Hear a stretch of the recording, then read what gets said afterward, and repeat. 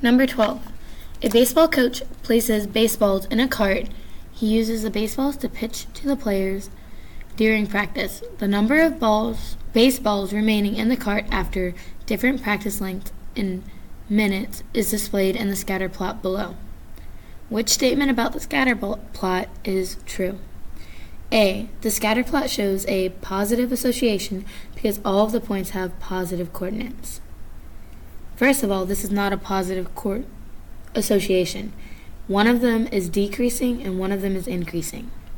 So A cannot be right, because to be positive, both y and x have to be increasing. B says the scatter plot shows a positive association because the points on the graph go towards 50 baseballs. That would only count if they were both going upward.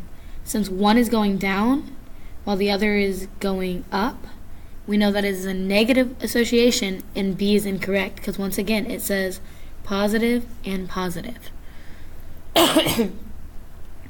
C says the scatter plot shows a negative association because the practice length is always less than the number of baseballs in the cart.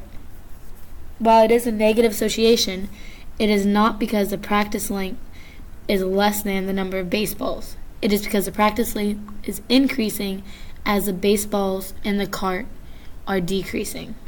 Therefore, C is wrong. D is the only one left. We're going to read it to make sure.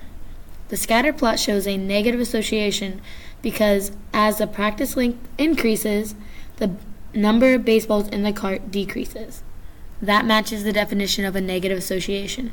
As one increases, the other decreases. A negative association.